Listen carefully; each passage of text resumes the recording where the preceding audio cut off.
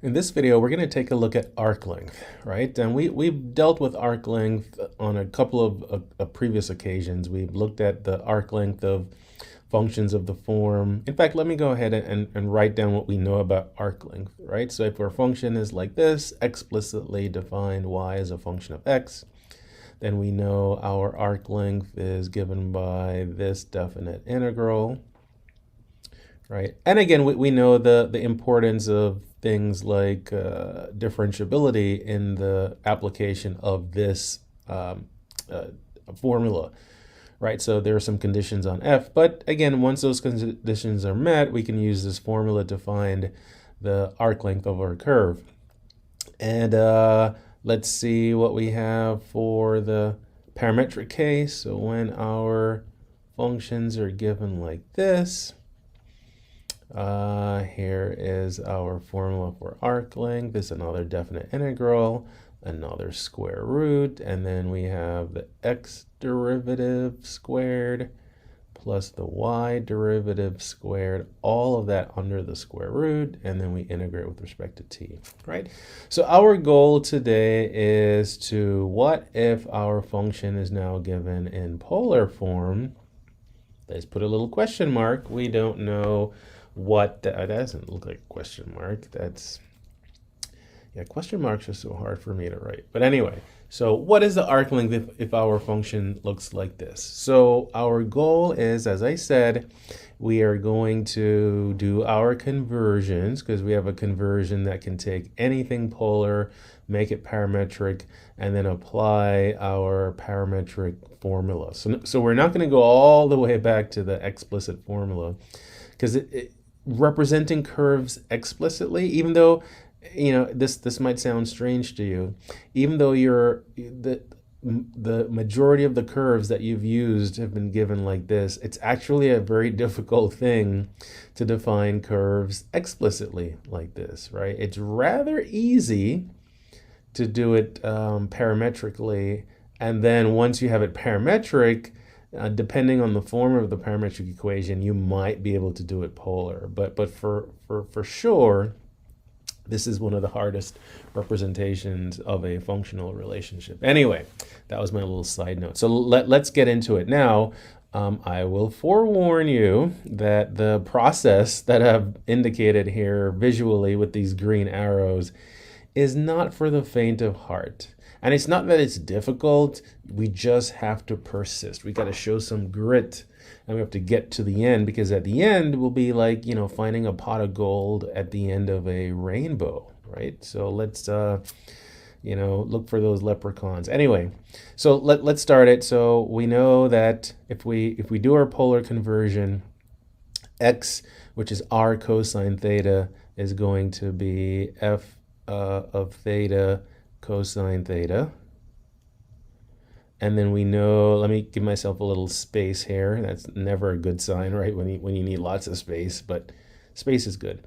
So the y is your f of theta times the sine of theta, right? Now again, and we saw this previously, but instead of using t as our parameter, we're going to be using theta. So everywhere there is a t in our formula here, we're going to replace it with theta. And let's see what we need to do. So the first thing we need to do here in terms of order of operations is to find the derivative of x and the derivative of y. All right, so I'm going to write this as, I'll use my Leibniz notation, dx d theta. So product rule, right? It's going to be the derivative of the first times the second plus the first times the derivative of the second, and we have that. All right, good. And then same thing, the very similar, not the same, but almost the same. The derivative of y is going to be f prime of theta sine of theta minus, and that minus comes up because the derivative of, oh, actually, no, I got it switched again, yeah. This one is the minus, there we go. And then this one is the plus, because the derivative of sine is cosine, and the derivative of cosine is negative sine. All right, so f of theta, and then the derivative of sine is cosine. So there we go. So those are our derivatives, right? Next up, notice what we have to do. We got to square these two things. So I have to FOIL out these monsters of expressions, right? So dx d theta squared, because it's that whole quantity squared.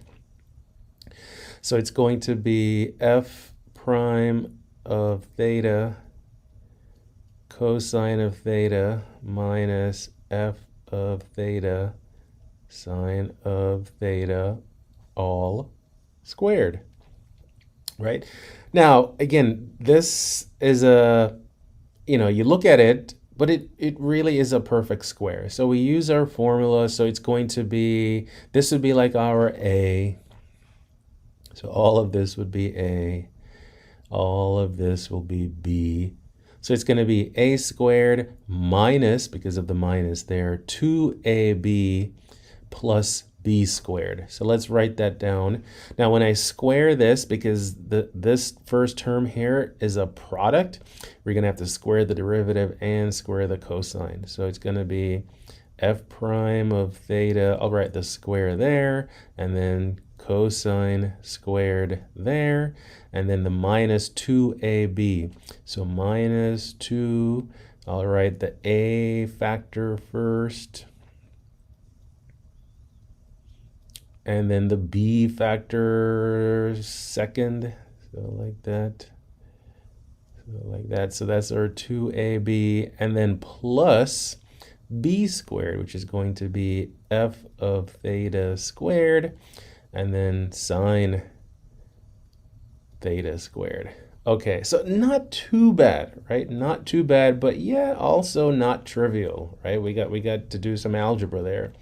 And then when I FOIL this out, it's going to be very, very similar, except the sine and cosines will get flipped, and the plus sign will get flipped to a negative, right? So the sine and cosine terms, again, it's like you switch them, and then we switch this negative that was in the first expansion that we did to a positive. So let's see if we can write that down.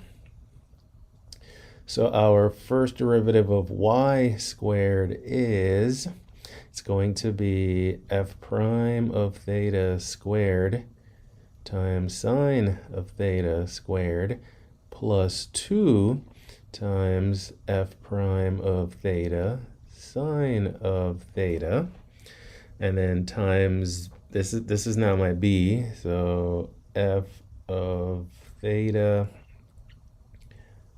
cosine of theta, and then the last term now is f squared times cosine squared. So that's plus f of theta squared, and then cosine of theta squared. All right, and I was just barely able to squeeze them all together, right, on the same screen. So let's add these two things together. Like, oh my goodness, this is getting crazy here. So let's see though. Dx d theta squared plus dy d theta squared. Now you might be wondering, why are we adding these things? Well, just take a look back at the formula for the arc length of a parametric curve. We got to take the first derivative, of x and square it. First derivative of y, square it, then add them together. So that's where we are now. Now, here is something nice that's going to happen. Because this minus sign, because of this minus sign and because of this plus sign, and when you look at the factors that are there, they're all the same, right? In fact, I'm going to cross them out as I identify the common or the same factors, common factors, right? So you got the 2, you got the f prime, you got the cosine, you got the f, and you got the sine. So the nice thing is that middle term that we don't really like that much when we have to FOIL out things like binomials and other expansions like that actually helps us now in the sense that one has a minus, the other one has a plus, so things cancel out. So perfect. So what are we left with? We are left with f prime of theta squared cosine squared. So I'm just writing down the first term over here. That I'm going to cross off, but I'm not going to use red because it doesn't go away. I'm just going to say, okay, we've accounted for it. So we've accounted for this one. And then we have something very similar here. We have another derivative squared, like that, but this one has a factor of sine squared. Interesting. So that's now accounted for. And then we have something similar with the two remaining terms. We have plus f of theta squared sine of theta squared, or sine squared theta, however you want to say it, and then plus, again, something very similar, f of theta squared cosine squared of theta, right? Now, nothing cancels out here. However, we have some common factors. I'm going to factor by grouping. I am going to, and here are my preferred groups. I'm going to group these two, and I'm going to group these two, right? And when I do that, I look, okay, what do they have as a common factor? Well, this one has the derivative squared in common. So I'm going to factor out an f prime of theta squared, and then in the other factor now is cosine squared theta plus sine squared theta. Golly, look at that. I wonder what's going to happen next. And then in the red grouping, I'm going to factor out the function squared, right? So f of theta squared, and looky, we have sine squared theta plus cosine squared theta. And again, I don't know how many times this identity has been used, right? A lot. But the cosine squared plus sine squared, or sine squared plus cosine squared, because addition is commutative, that's always equal to 1. So here is what that whole mess of a expansion and addition boils down to. It's the derivative squared plus the function squared, and there you go. So that's what goes under the square root. There's still a square root, right? There's still a square root. Pretty much every arc length formula of a nonlinear thing, or even if a linear thing, is going to involve a square root. You can't get rid of those roots as far as arc length is concerned. All right, so let's put it all together, and then what I will do is just make mention of a couple assumptions that we make, right? So because, again, we're using theta as our variable, we're going to use alpha for the lower limit, beta for the upper limit. There is our square root, and I'm going to write it like this. I'm going to put the function first squared, and then the first derivative second squared, and then we integrate with respect to theta. So let me kind of backtrack and fill it in now. So when we have a polar curve of this form, this is the formula for its arc length, right? Now, what are some of the assumptions? Well, first of all, if our formula, right, involves a derivative, we want f of theta to be differentiable on the interval alpha to beta. Right, so I'm just going to say f of theta has got to be differentiable. Again, I'm just summarizing the important notes here. The other thing too is, since we're talking about length, much like what we had to do with area, where we don't want to double count something. So for instance, if this is a polar curve, let's say it's a circle, or something that if you were to continue going around and do more and more revolutions, you would trace out the same curve. Well, we don't want to count the length multiple times, right? So we don't want multiples of the actual length. So we'll just say that this equation traces out the curve